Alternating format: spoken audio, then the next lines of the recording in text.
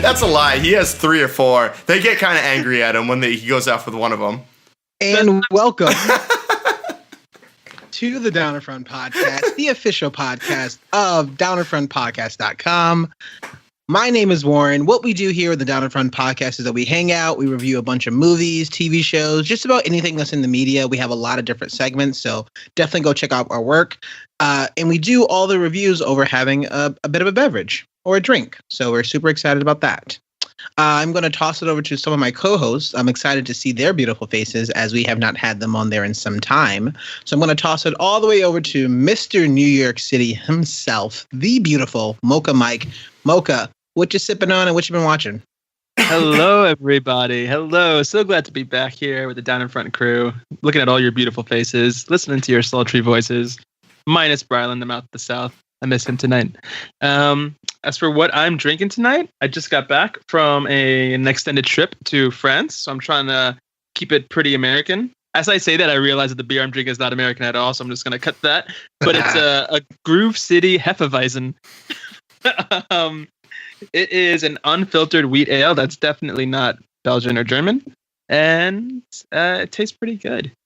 As for what I've been watching, I recently went to the movies to see the 50th anniversary release of 2001: A Space Odyssey. So it's been 50 years since that movie came out, more or less. Stanley Kubrick's opus. And they played it at the Museum of the Moving Image in Queens in 70 millimeter. And it was awesome to see. I haven't seen a movie on film in a long time. At least not one that was made decades ago. The last movie I saw on film was The Hateful Eight. Which didn't have some of that kind of bouncy quality that a movie from the late 60s has when you watch it on film. And it just gave it this kind of it was a cool experience. And I'm glad I got to see it in that fashion because it's such a classic of sci-fi movie history. Good stuff. Well, I'm always excited to see your face. And I know we've been chatting about this a lot in our own personal chat. So I'm excited to get your analysis of Christopher Robin tonight. Yeah. My other best friend, who needs no introduction, yet I still do it because I haven't seen him in years, Mr. Mike Blewett. Mike, what's going on, man? What you sipping on and what you been watching? Hey, guys. So, as for what I'm sipping on tonight, I've got a Show Bear mead from the company House Bear Brewing. Mead, of course, being primarily made with honey. This is definitely topical for tonight. 100%. Oh yeah, it's pretty solid, and it is 12%. So if I am a podcaster with not much of a brain at the end of this, we know the reason why. As for what I've been watching, so I did get to I went to a faraway place, probably as equally far away as France, as Mocha, to the strange land of Seattle. Seattle. Yeah, so off on the West Coast. And I did get to see the Museum of Pop Culture, which has it had 2 primary exhibits. One was like a horror movie one, and the other was like a sci-fi exhibit. And there was a lot of like used props from different horror and sci-fi films throughout the years. Their traveling one they had was, ironically enough, the Marvel movies. So they had all these like set props and costumes and stuff from the Marvel universe, as well as like first edition comics from back in the day. It was like an overall Marvel thing. It was fun. I will say this. I actually watched a random film when I was in the strange land of Washington. And Washington. I like how your version of a foreign pronunciation is just dragging out one syllable. Like nothing else changed.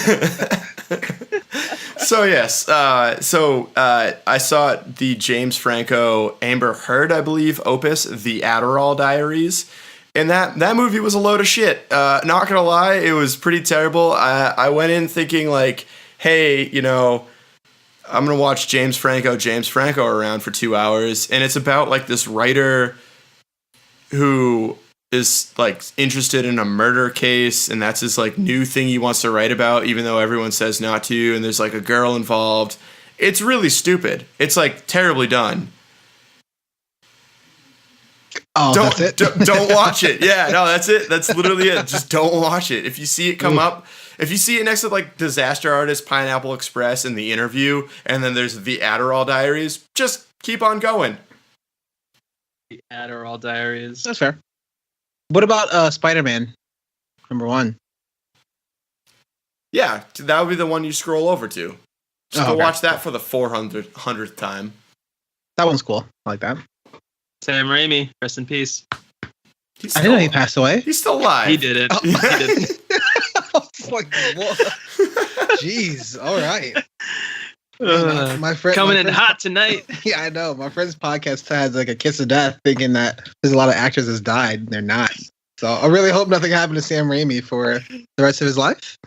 Oh man. If something happens to him tonight, I'm gonna feel bad. But once we get past the 6 hour mark, my conscience will be free. No way. This takes me like 4 or 5 days to edit. You have like 72 hours. Oh crap! Don't give away the movie magic behind our podcast. It's not even magic. It's just I'm lazy. It's like Disney. There's magic in it. No. Well, as always, it's great to see you guys' face. I'm excited to have you back on. Huge shout out to Mr. B. Ryland, the Mouth of the South. He is actually sick this evening, so we're super sad. And I'm going to pour one out for him because we will see him next week on our recording. So super pumped about that one. We miss you, Brian. We miss you. We miss you. You look much better than both of these mics here combined. Yeah, but that's been the case for a minute. Yeah, that's true. That is true. My name is Warren. I will be your host for this evening. Right now, I am currently sipping on. I'm trying to shed some poundage, some pounds, some weight. Yeah, and so I have cut out beer. So I'm pretty excited about that. No more beer for moi. It's Jesus. Not very. I leave the country. for 3 weeks, and suddenly everything's upside down. My diet changes every other day. Come on, bro. And so right now, I am sipping on a gin with some ice and a lime and a lemon. It's quite nice. So it's I have nothing topical for the review. I'm sorry. But it's good. So there you go. And it's hashtag sip to that. But what I've been watching was a bunch of things as usual, because I try to watch just about everything that comes out, even on TV. And I think the two movies that I've seen in the last few days, one of them I really enjoyed. The other one, not so much. So I wouldn't recommend The Darkest Minds. I know it's based off of a book, but I don't think that movie was made. I didn't realize it was a young adult movie. You know, what happens when you don't watch trailers, you don't hear about anything. But I'm super excited to get my, god sister's opinion of that movie, because she really enjoyed a lot of The Wrinkle in Time. She enjoyed the entirety of that movie. And so I'm wondering if it's, maybe I'm just too old for this movie. That's cool. So I'm holding with my thoughts right now. I wouldn't recommend it if you haven't quite watched the books, but if you have younger children, teenagers, check it out and let me know if you like it, because it just wasn't vibing for me. But apparently it's a movie that's going to be a bit of a series. So I think it's going to be more than 2 of them. But the movie I did enjoy, which is really, really fun, it's called The Spy Who Dumped Me, with Mila Kunis and Kate McKinnon. The movie was very, very funny. I definitely enjoyed it. I think at times the movie is kind of long, which ultimately kind of hurts it. The movie's just about 2 hours for a comedy. And it definitely kind of drags in some of the middle parts, but it's very unexpected, very fun. And they definitely don't put, Kate McKinnon in these weird sort of SNL characters. So I like that she was kind of like her own straight character, still very funny, but a lot of situational comedy in this movie. So I definitely would recommend that. Definitely go check that out. It's called The Spy Who Dumped Me. That is out in theaters right now.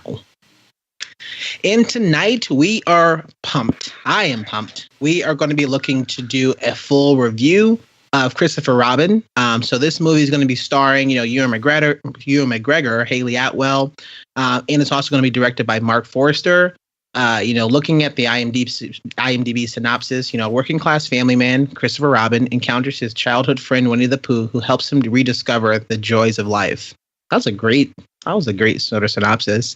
Before we get into our non-spoiler section, we always try to kind of ask a question or get some audience involvement or, other users' involvement here.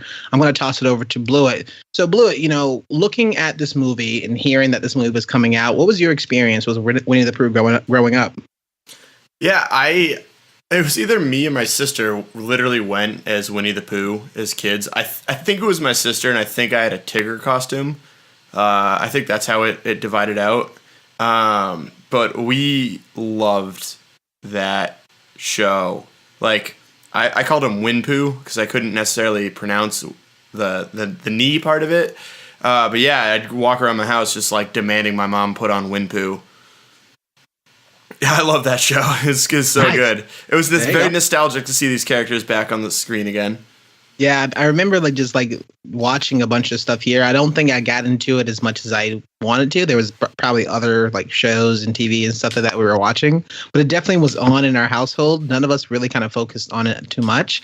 I just remember growing up and, at this point we're really, really young, but everybody was obsessed with Tigger. Or everybody was obsessed with Piglet. Not many people liked Winnie the Pooh too much. I think it was the other side characters that people kind of gravitated to, especially Tigger for some strange reason. He's the Jason Bateman of the 100 Acre Woods. He's just the straight man.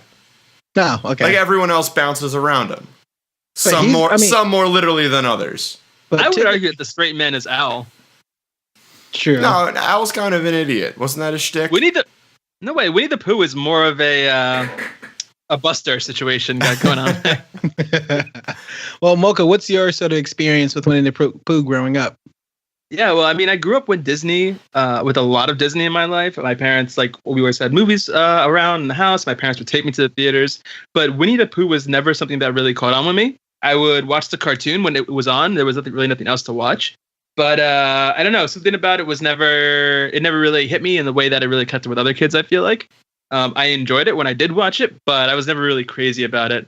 Maybe at that tender age of 6, I was just into more gritty, hardcore stuff, like Hercules, things like that.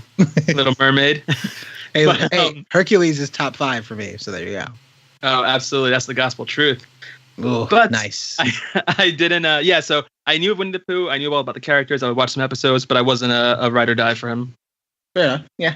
So, I'm pumped because I know at least, a lot of the lines and a lot of the script and a lot of the dialogue that Winnie the Pooh gives in this movie definitely makes me think, I'm man, was he this philosophical in his show? I'm curious. I was thinking about going back to watch for it, but I'm already still watching Mr. Rogers. I'm up to season 5 right now, so I have a long way to go about that. So whenever I finish that, maybe I can go back and watch Winnie the Pooh. So we're pumped. So what we're going to do is going to give you a break. We're going to go into our spoiler section. So after this, we're going to be spoiling entirely part of the movie, the plot, the characters, the acting, just about everything. So if you haven't seen Christopher Robin yet, definitely pause the podcast and we will see you soon for a full review of Christopher Robin. See you soon. Yes.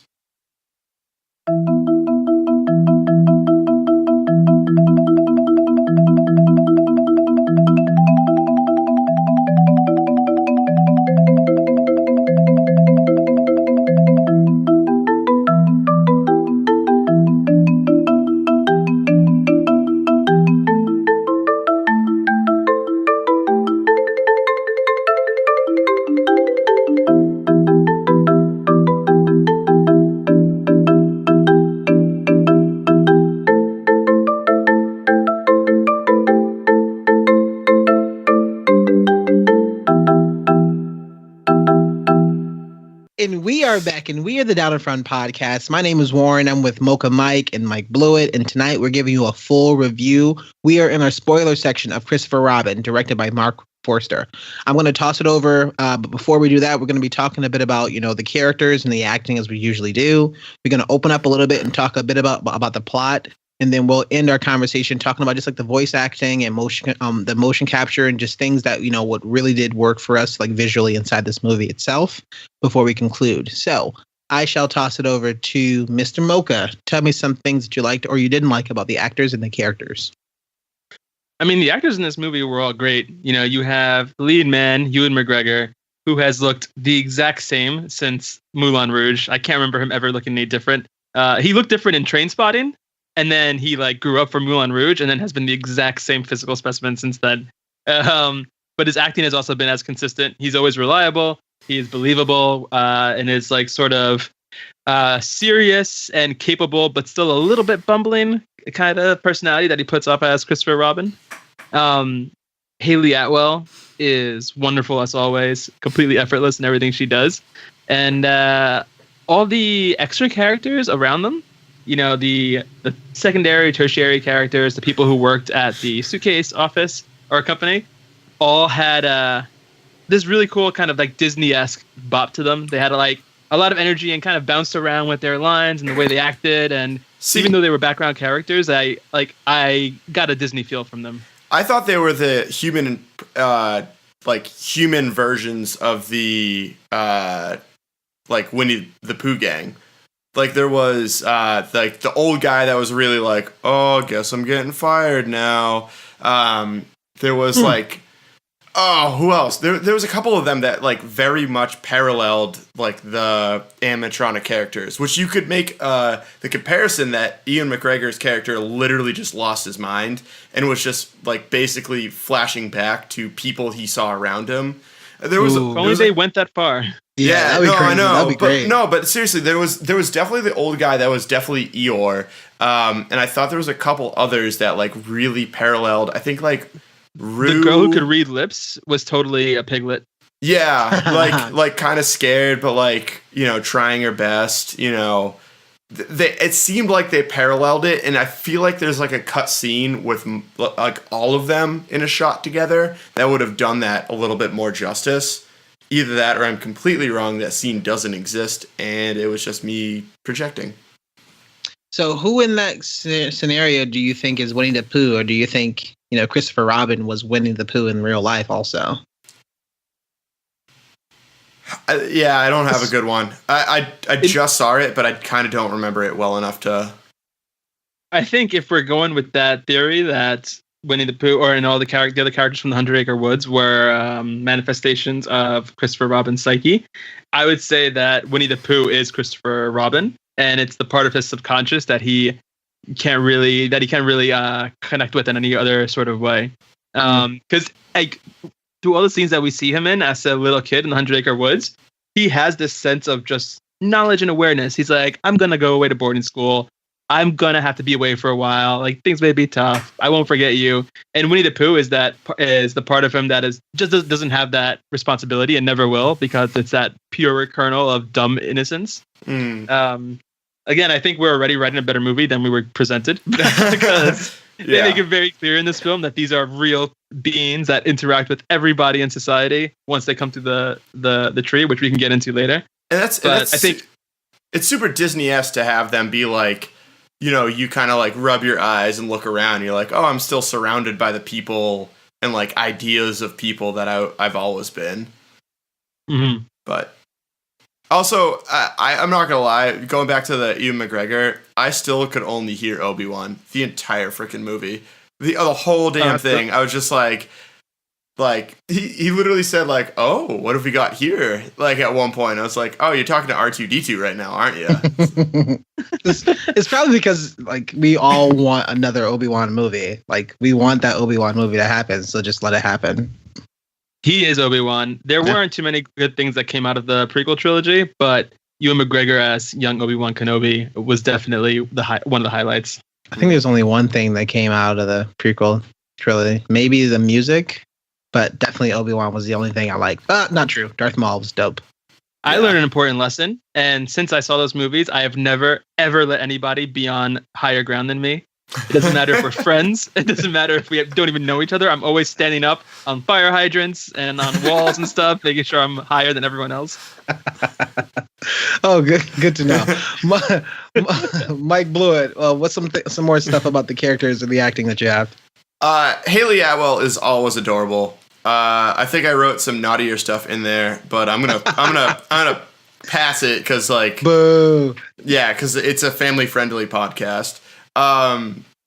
seriously though, she is an adorable human being that I feel like doesn't get enough work for how adorable she is. I'm gonna cut half that. So, one other thing, last thing on like characters, I love the throwback design. I feel like everyone that to differentiate the movie from the cartoon, you had to make it its own unique thing. And I think taking the like CGI live action version of the toys that they were initially based on was a bold move, because everyone knows the cute cuddly Winnie the Pooh cartoon, whereas like the toys are kind of terrifying because they're like these early 19th century things that everything was horrifying back then because they didn't have any good manufacturing process.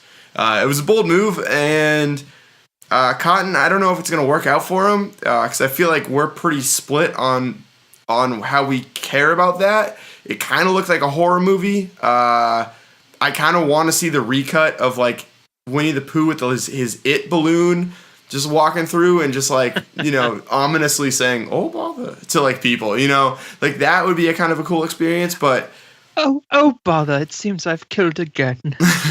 I just can't stop killing, can I? You guys are stupid. But like, I think it was the right decision to do. I think that, like we talked about previously with a lot of these live action remakes, like what's the point? And so if you're gonna directly, like, word for word, look for look, copy something, why'd you make it? Whereas if you're doing something slightly different with the IP, that makes more sense.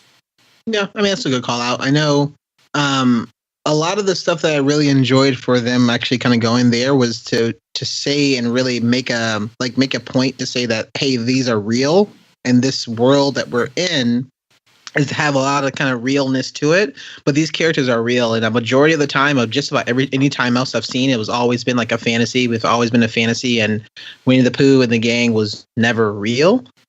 So I like the fact that they kind of brought this in. They kind of mixed those worlds together, and you see Pooh just almost sort of manifests at a time in which Christopher Robin really kind of needed him.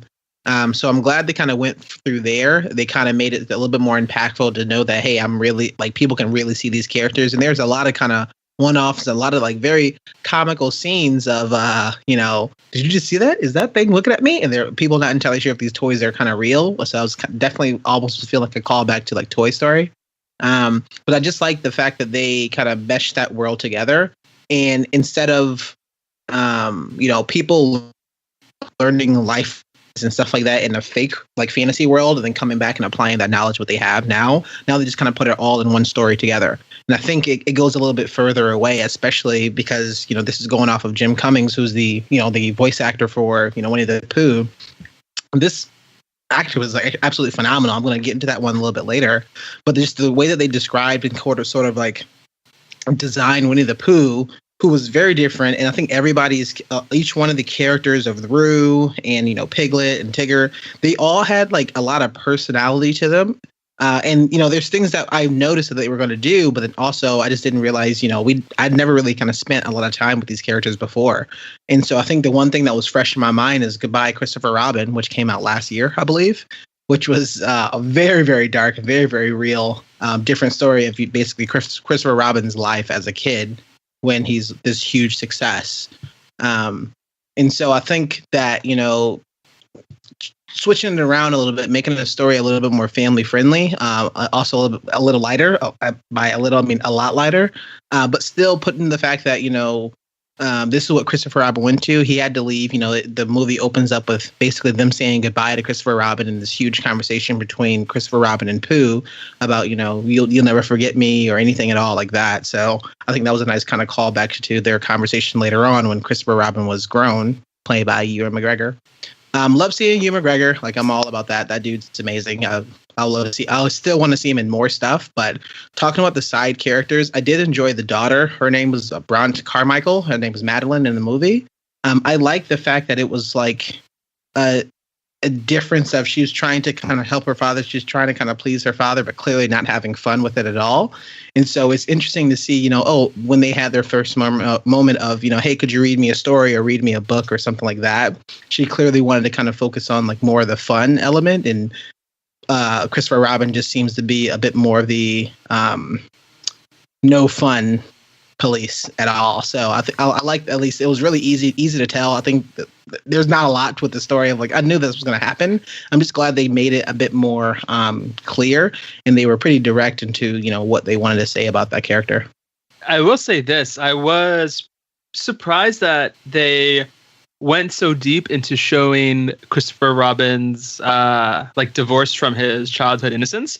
Mm-hmm. They could have just as easily said, okay, and then a few years later, here we have Christopher Robin, and he works for a company, and, you know, he's not as happy as he used to be. But, like, they showed him going off to war, and the thought that Christopher Robin probably killed a guy and was sitting there with, like, his hands soaked with the blood and viscera of some German soldier, like, probably not thinking about Winnie the Pooh and his friends in the Hundred Acre Woods. Like, that, like, the actual, like, horrors of the world that can take away something's innocence was way, way deeper than I expected them to go for this movie. Yeah. Which also ties into a bit of, like, why I felt a bit strange about the themes of this movie and how they went about it, because it was definitely a Disney movie with Disney characters. But I don't think it was a movie made for kids. I don't think it was a movie really made to welcome kids into the world of Winnie the Pooh. But even so, even though it created that confusion in terms of who is this movie for, I thought it was a pretty bold move for them to go in there and say, like, war is hell and it will steal your childhood and turn you into this, like, and turn you into what Christopher Robin is now. Yeah. Like, that was a bold move, and I appreciated it. Well, What was the name of the snuffle? Heffalump? Eeyore. Heffalump. No. Heffalump. Heffalump. Thank you. Yeah. Oh. They feed on other people's happiness. It's like trolls. Like blood. No, what? Me and you share an apartment under a bridge. Travis. So, a couple things there. Yeah, one, when I was watching it, like, I did not expect to see World War II pop up. That was a complete shock, and, like, a bold-ass move for, like, a family-friendly company like Disney, you know? Like, if they redid Captain America 1 right now, he'd probably be, like, I don't know, at Woodstock or something. Because they just don't do big war scenes. Really good job updating that reference for the modern times. Yep. Mocha, you raise a very good point where I think a lot of these young adult type movies, they're kind of mismanaging. Like, they want to make a PG-13 movie that completely can just capture, you know, the 8-year-olds to 20-year-olds, and then, you know, the 8-year-olds' parents at, like, you know, what, 40 and plus. And so they're aiming for that. But the only problem is that most of these movies revolve around IP that existed when 20 to 40-year-olds were growing up. And so they kind of try and draw them in. And I think a lot of these films are trying to do both. They're trying to appeal to kids, and they're also trying to appeal to the initial target audience, which, like, we've seen with the later Transformers movies. The original Transformers movie hit it out of the park. That was exactly, like, what you need to see.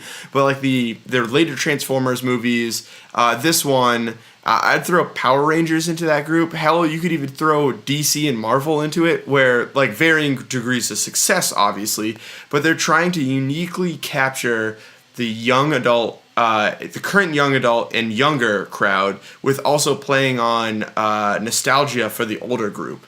And Marvel obviously does it amazingly well.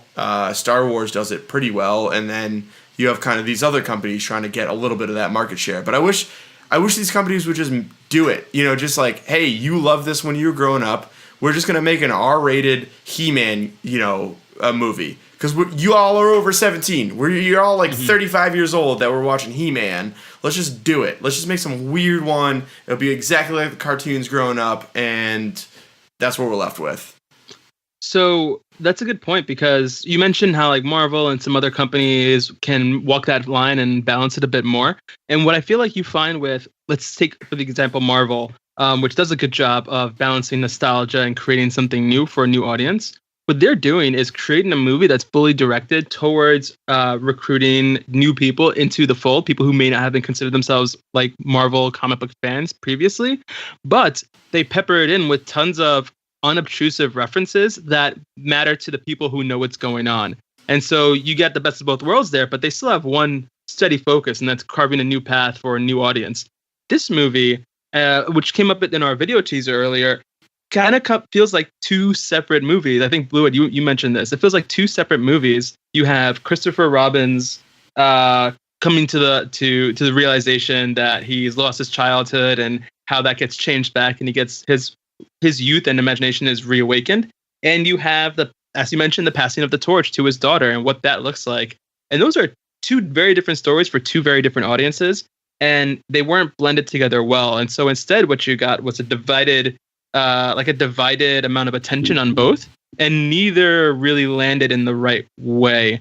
Because I don't believe at all that the Christopher Robin arc in this story had anything to do with bringing new audience members into the Pooh fold, which you've seen in other films, like for Disney's other attempts at live action, for instance, the live action Beauty and the Beast.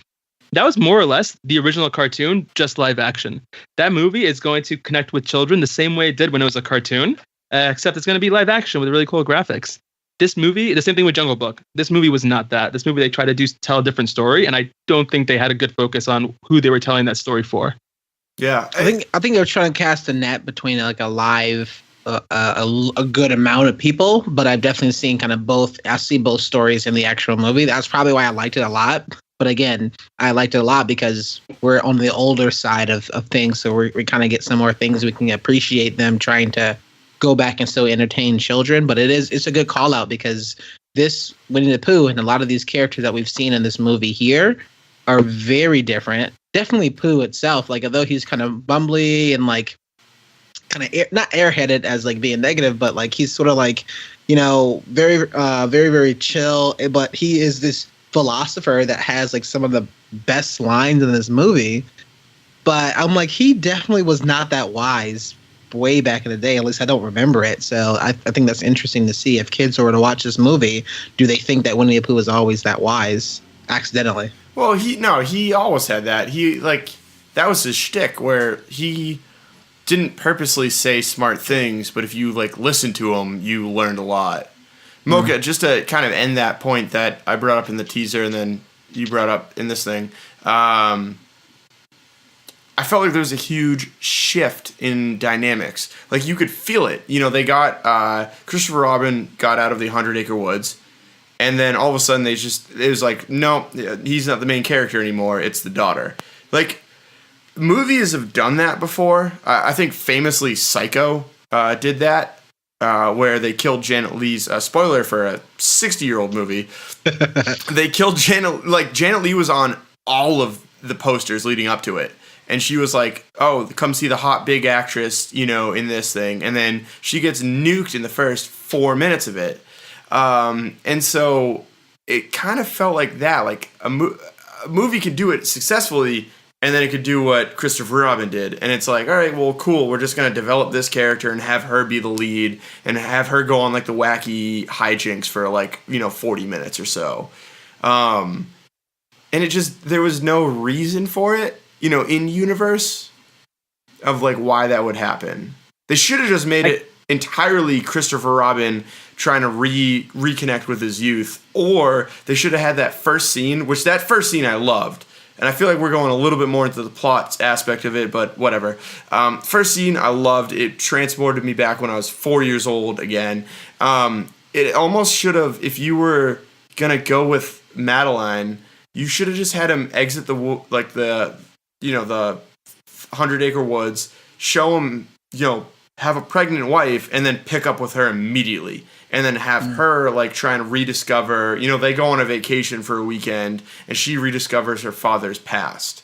And you could still have Ian McGregor in it, and you could have the same character where he's a very business focused person, but it's just shown from a third person perspective rather than the first person that was shown in the actual movie.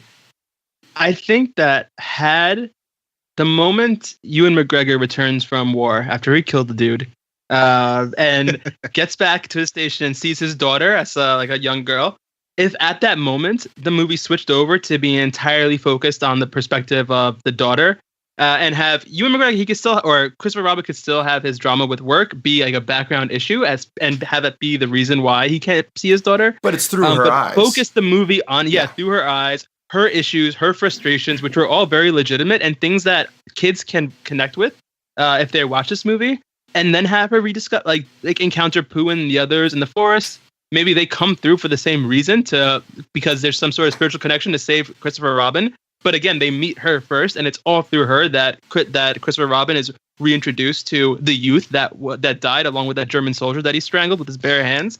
Like, that would have been a good movie that I would have loved to watch, and I thought they really missed a chance there. The base metaphor of Winnie the Pooh is just like a coping mechanism, and it like how the imagination of youths can work. You know, like again, it was based on a real set of toys that there was it A.A. Milne, and there was another author, but they get like shafted in the credits.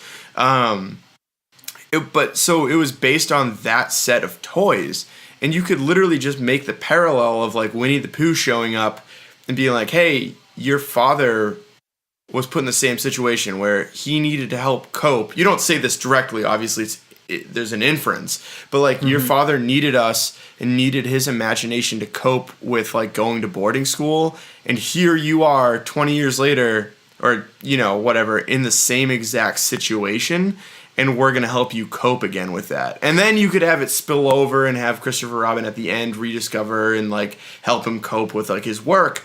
But like I think there's a generational parallel that gets created with the toys that you could really drive home.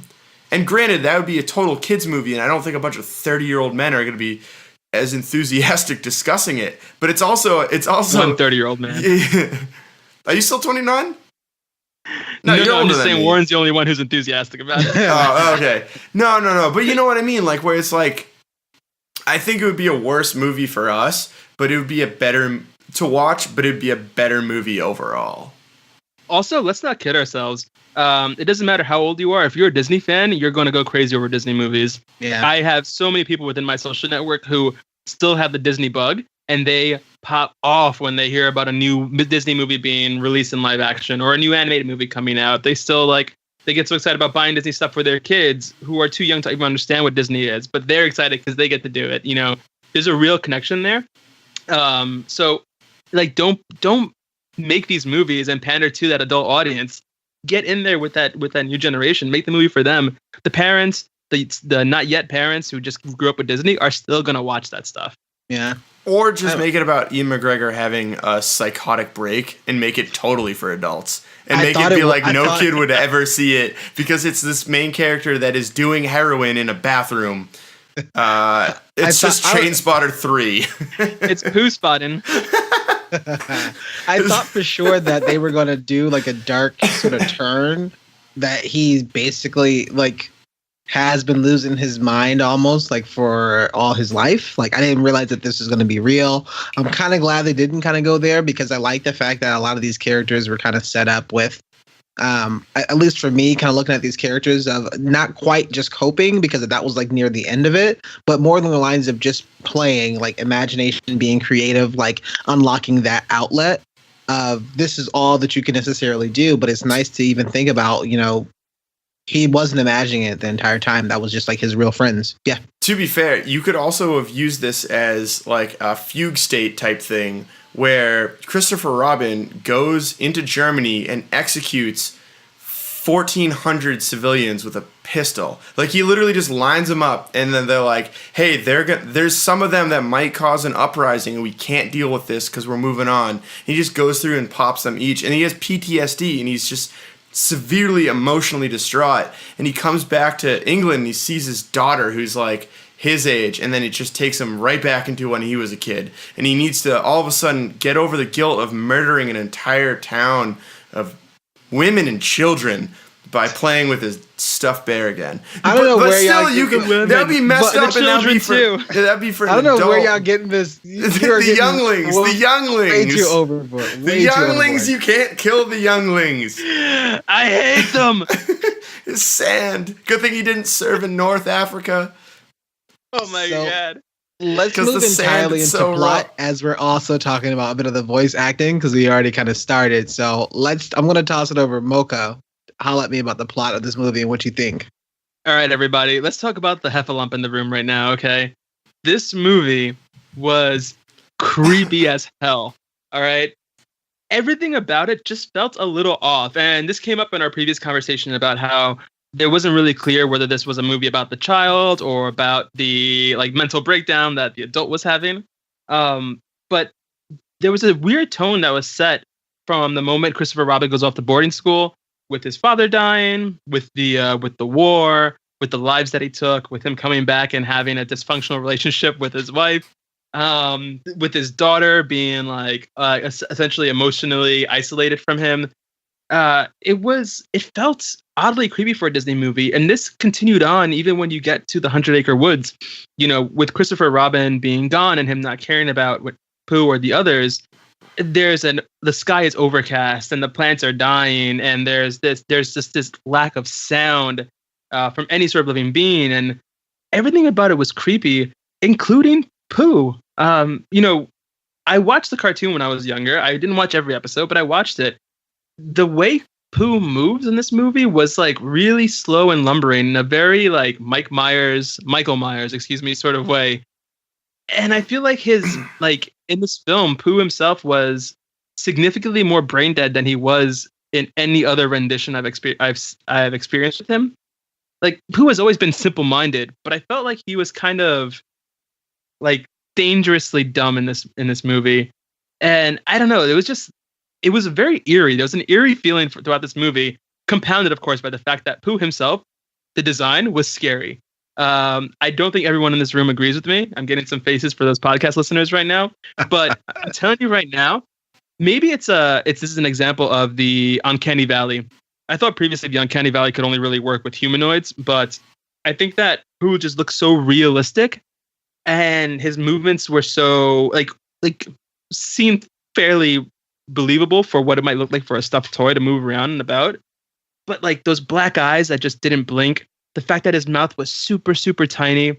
The fact that he invaded Christopher Robin's life and immediately started to ruin it in this weird way where he just kept on like moving forward with whatever thought he had without any sort of care whatsoever to how it affected Christopher and the world around him. It creeped me out. Almost everything about this movie. And until the rest of the group showed up. Then things started to get a little bit more lighthearted.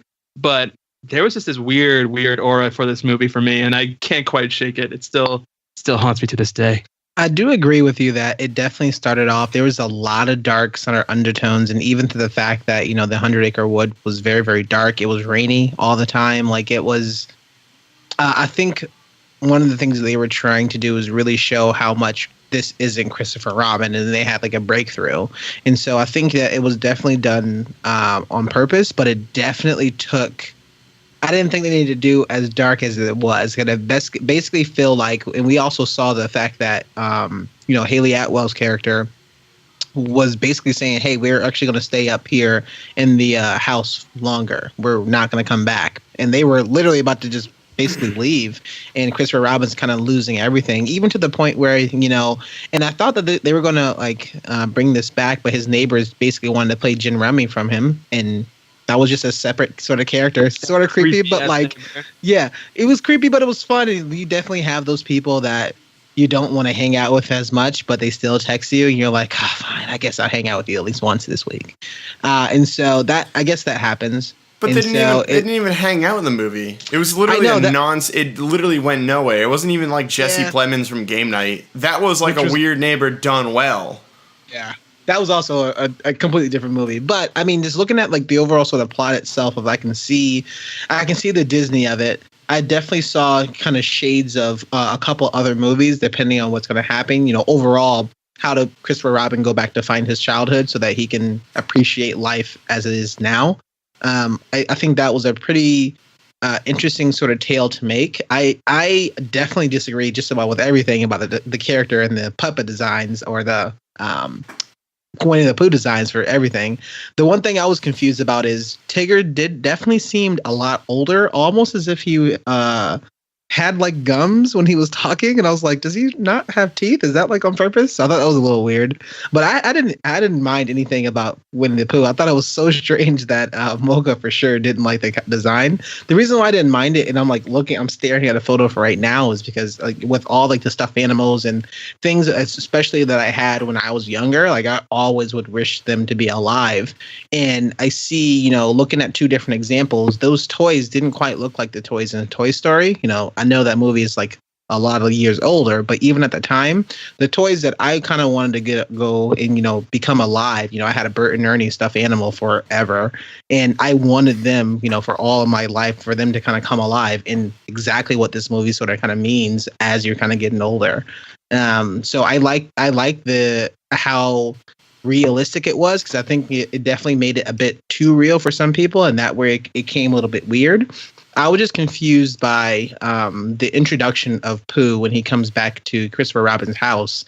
That blundering, kind of sort of like dumb and just basically messing up without caring, the not a care in the world sort of thing of personal stuff. I think that was probably kind of off. I was hoping that they would kind of change that, because you start to dislike Pooh. At least I started to dislike Pooh there, and I was like, man, I'm kind of rooting for Christopher Robin here, but I don't think I'm supposed to. So I guess that's like my only sort of concern about that character design. So yeah, the least surprising thing I've ever heard in my entire life is that you had a Bert and Ernie doll growing up. Like that, for whatever reason, I had never even thought about it, but you said it, I'm like, yup, that makes sense. Yeah.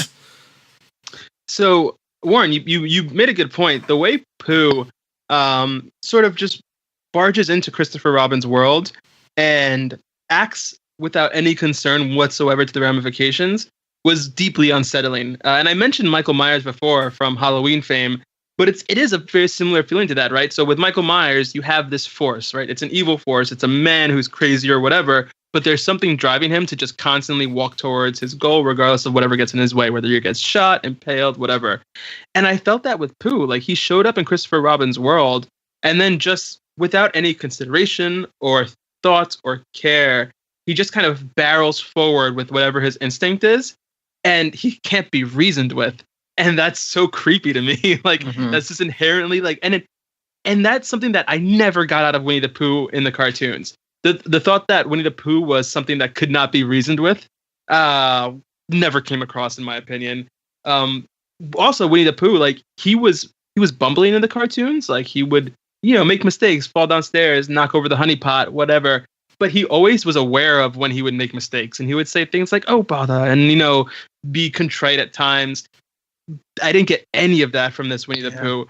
He was just this supernatural force that you couldn't stop and was destroying Christopher Robin's life, and it was creepy as hell.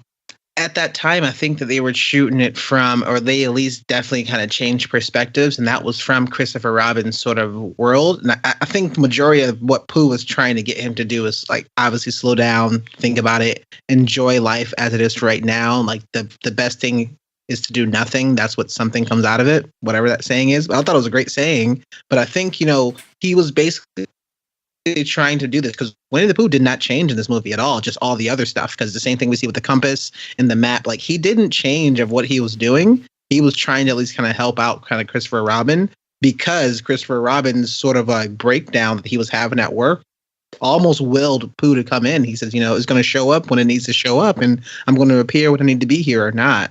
So I definitely kind of get. I was just hoping that there will be a bit, like, make that opening moment in their house a little bit softer, because the first thing we see is when he shows up is he tracks honey all throughout the house. He scratches a record. He breaks a record player. He breaks tons of dishes in the kitchen and is like, "Oh, I was just kind of hungry." And you literally would sit there, it's like, please get this guy out of here. Get Winnie the Pooh out of here, because he's just messing up everything. Even with the balloon sequence, I thought it was great, but it definitely felt like he was being such a bother and being such a nuisance. They need to, like, just take it down just a little bit, because again, we love Pooh, and Pooh's there for a good reason.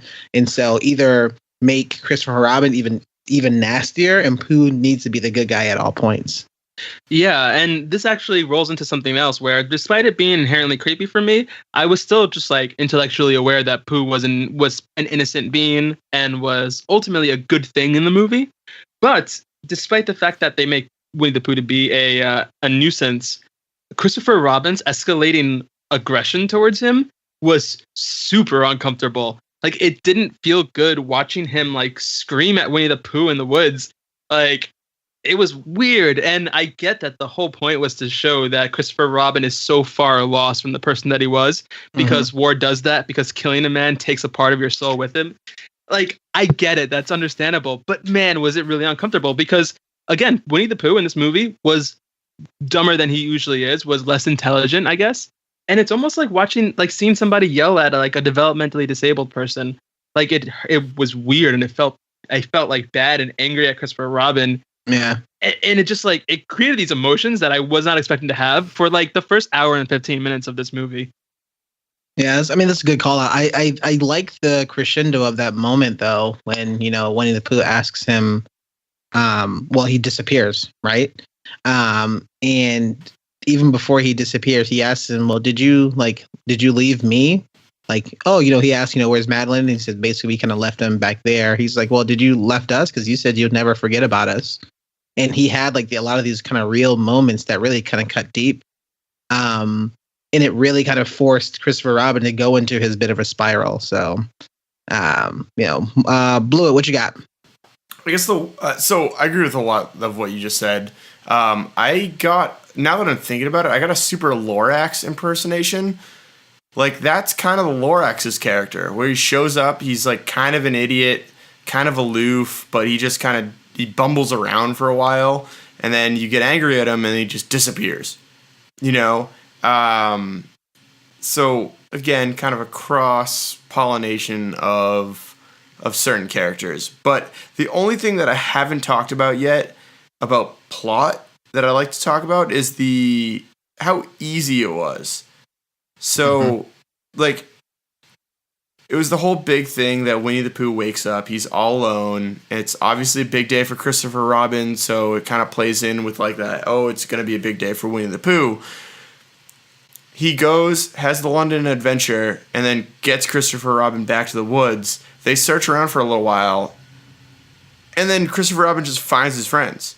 Like, immediately. Very like, easy. That could have been the plot to the movie, like him learning how to like deal with everything by refinding parts of his childhood. Obviously every character is very diverse, and how they interact with like an adult would be like an interesting way.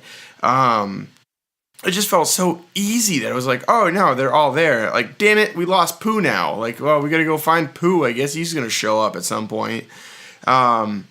And so I thought, the way they reintroduced him was awesome, where he was at like the place that he always left him and stuff. But it just felt so easy. And then the whole thing at the end, that ending was the most cringe-worthy thing I've ever watched in my entire life. Where it was like a freaking musical, where he like motions to the kids. He's like, oh, that's the senior in like the thing, motioning to the freshman in drama club to like, dude, you're supposed to be up here. Come on, let's go. We gotta sing the line together. That was so brutal, where it like the paper flipped upside down, and then all of a sudden Christopher Robin's the reason that we get paid vacation time. Come on, like that's not like it just that ending. The last 15 minutes were so stupid, except for them having a picnic. That was fine. That was like an okay end of the movie, but like that whole thing was just such a terrible payoff. I was hoping that payoff would be Christopher Robin would leave that job. Yep, and I thought that's what it was trying to do, even if he would have given them the solution, or the ultimate sort of sacrifice or whatever, because they kept talking about cuts this entire time, his important papers. And it was just to the point where if he would have, and we've seen this before in other movies, but you have a choice, right? Are you choosing like your work or you're choosing your family? And still at the end, this resolution is he still kind of got both. It has to be either one or the other. You can't just do both and says, hey, everything's going to be good. See you later. Like, I don't think that's going to be the best solution for this movie. It was kind of a bummer, though. I was kind of bummed at that resolution. I thought they were going to go with a not Step Brothers, a Elf type ending. So I got the wrong Will Ferrell thing. Where earlier in the film, Madeline says, Dad, I never knew you were such a good artist. And so I thought they were going to go and they were going to show the writing of the Winnie the Pooh stories, like how he rediscovered it and how like being crushed under his job, and he was going to become this writer and illustrator, and that's the character that we knew and love. That would have been a great ending. Yeah. Granted, again, it's how Elf ended, but like that is, and they set up the emotional backdrop to it of like, hey, you hate your job, you hate it, like you don't want to do this, you just think that it's going to pay off better, but like you're also a good drawer and you have a very good imagination. Like it made sense to trend that way. If Christopher Robin was actually the origin story for Disney.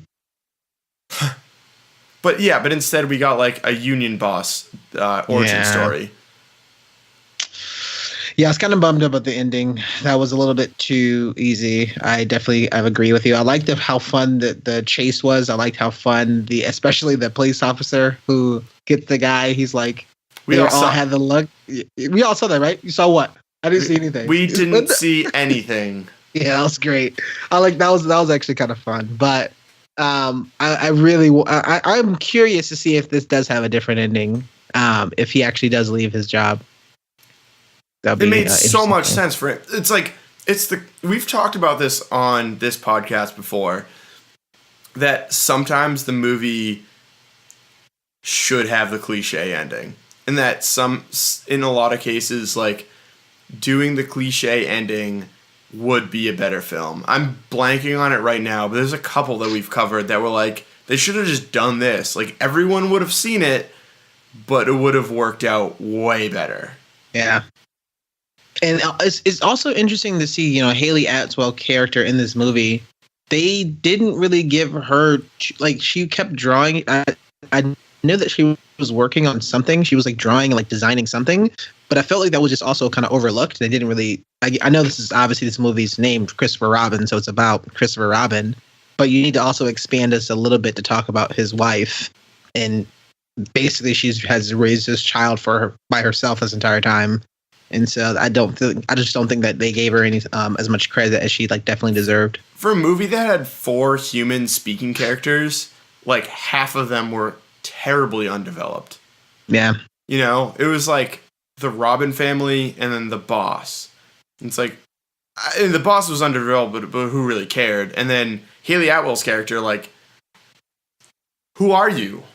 You raise a good point. I didn't even think about that. Like, she was constantly shown doing her own thing, but like, what was that?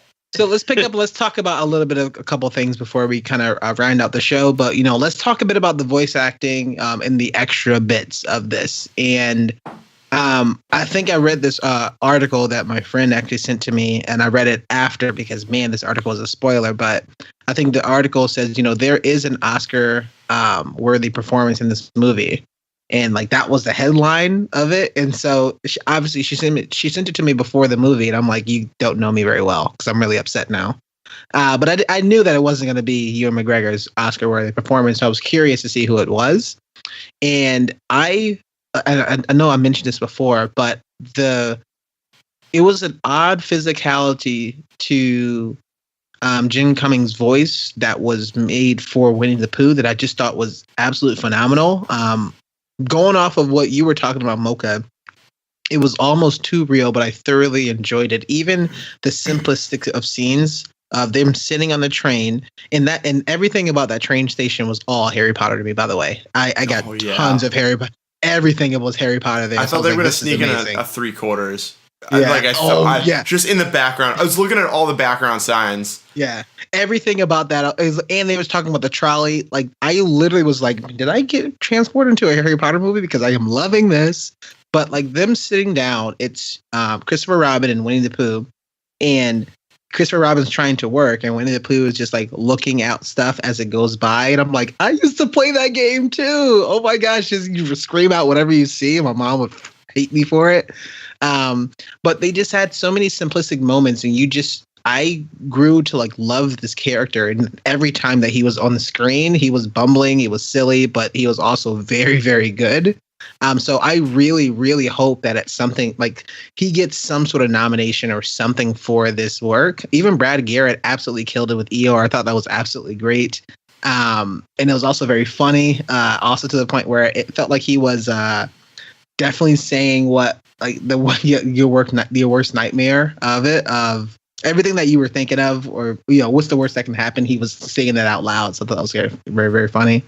of that. And I've been trying to find the actual score of this movie. There's a couple songs. I'm glad they at least put the Tigger song in this of him actually singing. So I thought that was pretty cool. But I know I was trying to find out, who actually did the score. They didn't post it on Spotify yet, so I'm bummed because it was definitely some things that I liked about it. It was very, very open and light. But I was curious as of, if anybody else kind of paid attention to that stuff. Yeah. Mocha, what you got? Oh, sorry. Oh, no, just directly responding to that. The score was fantastic. There was a couple times when they left music out of scenes. That was amazing. It really drew, Ewan McGregor has a very, powerful voice. Maybe not powerful, but, you pay attention to, those little mannerisms he has.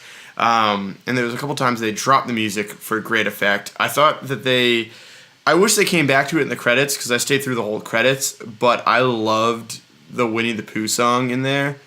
They just did a freaking brilliant little guitar, xylophone, I think piano arrangement of it. It was phenomenal. The music was very good. I got to check and see if it's on Apple Music.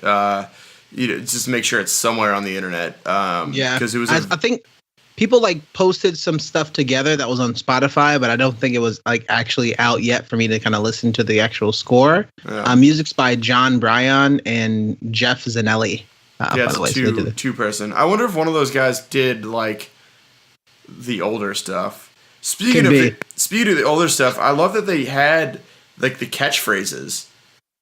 You mentioned this before with the Tigger, theme song, and then you have all of Pooh's biggest catchphrases were in there, and that was even his physical catchphrases, like his stretching in front of the mirror and his falling stuck downstairs. in the honey. So good. Yeah. They definitely did the research on what made that character both auditorily and visually kind of special.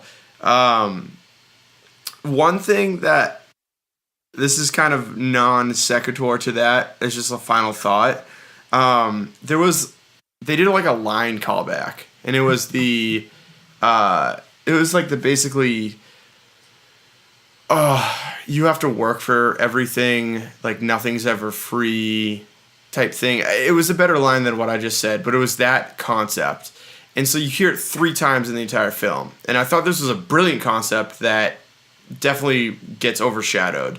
But you first hear it from the sneebling, little boss character that's clearly never had to work for it. And that's just clearly saying these words because he has that power over Christopher Robin. And then you hear Christopher Robin in a tone of voice saying a hopeful, you have to work for stuff. You nothing's ever free. You have to go for it. Please. And he had that half belief in it. And then you hear his daughter with full belief in it later. That's you have to work for everything. Nothing is ever free. And I thought that was a great unifying thematic approach where you see this kind of transcendence through different characters. The same line of dialogue, but the manner of speech and the situation are completely different. And I thought that was a very effective way of showing a storyline progressing. It'd be better if I knew what the actual line is, but I saw it 2 hours ago, and I had a nice margarita. I drank a margarita in a kid's movie. It was fantastic. I like how your excuse for not being able to remember is I saw it 2 hours ago. I saw it 2 hours ago. I had a margarita. Sorry. Yeah, I'm looking for that quote for right now because they did mention it a couple times. There was also a lot of quotes that talks about doing nothing is just something to do. So I'm looking for that quote too. I think there's a lot of cool quotes. That was the one that really stood out for me. They did it a couple times. You're right. The do nothing. But again, it was kind of a hidden, brilliant way of storytelling where they have the dialogue, which is the commonality between multiple characters, set locations, and themes, and then how they kind of interwove those all together. Yeah, there's also a bit of brilliance there in its simplicity. What Disney captured with the nothing line and the recurring reference to nothing is they captured the single guiding force in every single adult person's nostalgia for childhood. Everything, no matter how you just can come back to the fact that as a kid you didn't have to do jack shit. You did nothing. And they say it in that line right before he leaves 100 Acre Woods. Christopher Robin is talking to Winnie, and he says, my favorite thing is to do nothing. And that's what it is. Like after he leaves, he starts getting this burden is put on him that gets compounded year after year of more and more responsibility, more things he has to do. He has to pay attention in school. He has to kill a German soldier in order to survive and make it home to his family. He has to go to work. Like, he has to ignore avoid going on a vacation with his family so that he can support them. And anybody's complaint or about being an adult or their nostalgia for being a child comes back to the fact that when you were a kid, you didn't have to do anything. And I think that's a really, really subtle way to talk about a very profound, connecting message for every adult that's out there in the world. Yeah. I mean, I just looked at some of the favorite quotes that a lot of people have from the movie. This one I thought was very good by Winnie the Pooh. It says, I always get to where I'm going by walking away from where I've been. That's deep. It's deep cuts there. I thought, to counteract what you were saying earlier, I thought that was always Pooh, though. He was always kind of like, he was always one of those people that, like, I don't think he realized how deep he was. Yeah. I didn't get that impression, that, like, he was an idiot in this movie. Like, he to me, that was consistent character where he just didn't know how wise he was. He just definitely felt a bit. It was definitely in the beginning. He felt it felt like he got wiser as the movie went on. Specifically says, "I don't have much brain." I'm a something bear with not a lot of brain or something like that. With not much brain. Well, that was another one they brought back with Ewan McGregor saying it later on in the movie. Yeah, because he said he has a lot of heart. He's full of heart, which is great. All right.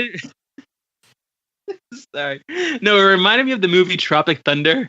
What's the name of? Oh my gosh. Ben Stiller's character, the special little. Was it Little Jack? Simple Jack. Simple Jack. Yeah. When Simple Jack says, the brain movies make my eyes rain.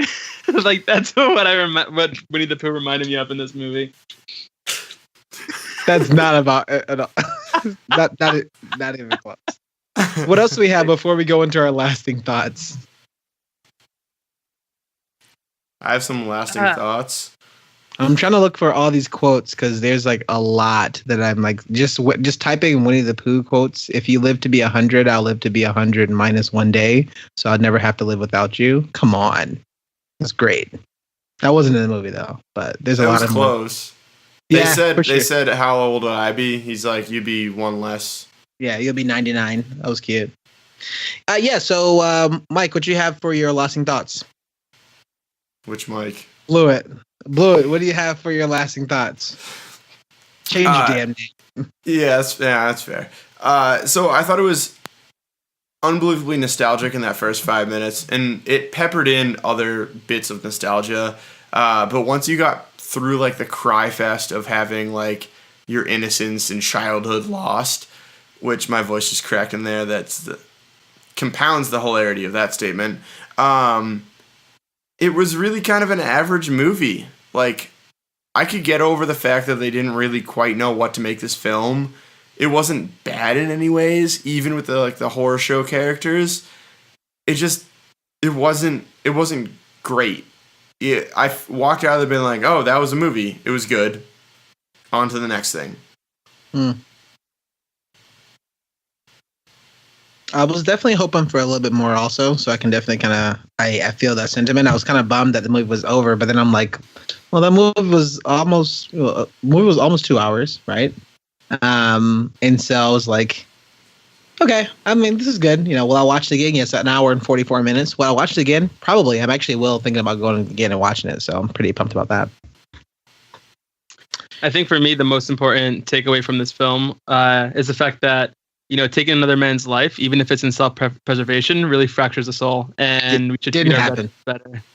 I'm going to agree with that second part, but the first part, Christopher Robin did not kill anybody in this movie. So, with that, let's talk about our conclusion. Let's talk about our lasting thoughts. Would you recommend this movie? I'm going to start with Mocha, and says, would you recommend this movie? Did you like it? Did you not like it? What was a couple things that you would say?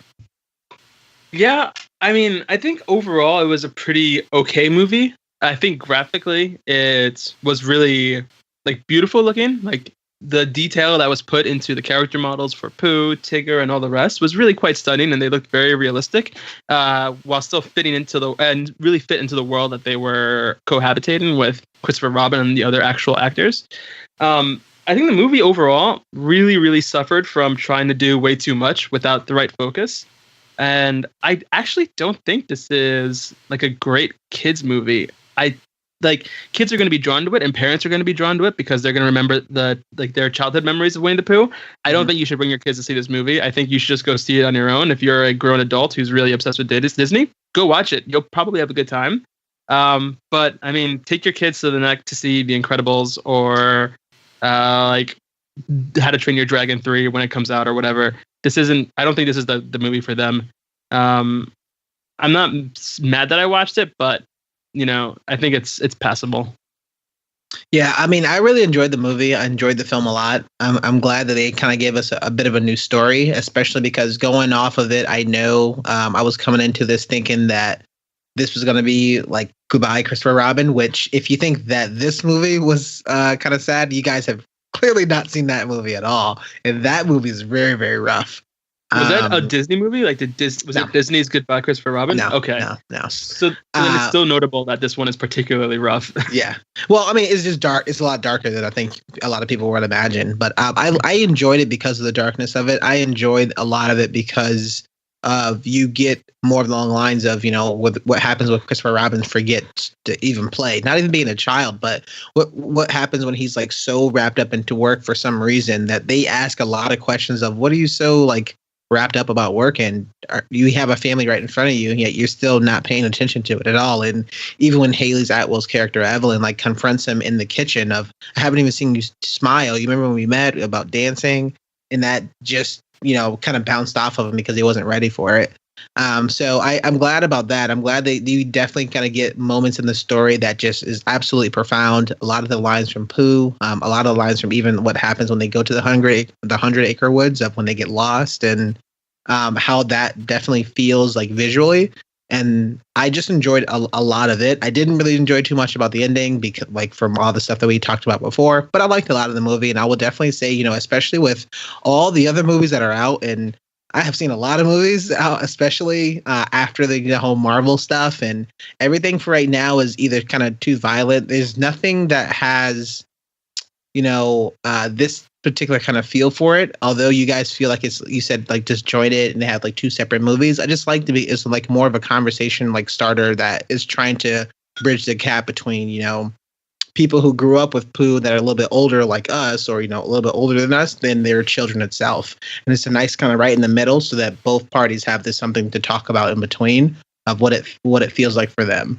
And so I think if Disney is trying to kind of bridge that gap in between and have like this conversation piece with this movie, but still have a philosophical character like Pooh, bring it on, because I think it's awesome. And with that, we are the Down in Front podcast. We have just finished our review of Christopher Robin. I'm going to toss it over and says, Mocha Mike, when can people find more of your work? Yeah, you can all find me at Twitter, writing short fiction about Christopher Robin's war flashbacks at Mocha Mike Li. That's Mocha Mike Li, as the Lord intended. Unfortunately, the person who has at Mocha Mike let me go, similarly to the way he let Christopher Robin let Pooh go, and I can't find him, and now that username is lost to me forever. So you can find me at Mocha Mike Li. You can also find me on Instagram at Mocha Mike, where I post my photography work, and medium.com at Mocha Mike, where I try to write long form reviews about the movies we talk about here. It's been a while, but I am declaring that right now for all of you to hear to have some accountability, and you'll see some new writings from me soon. It's been a while. Blue, where can we find more of your work, and what shows you got coming up? We got nothing. I've been mad lazy. It's unreal. Yeah, it's really terrible at promotion and artistic integrity. You can find us at My News Music or My News Band on most major platforms. Follow us. We should have a new music video coming out on Pornhub anytime soon. Seriously, YouTube's dead. It's long live Pornhub.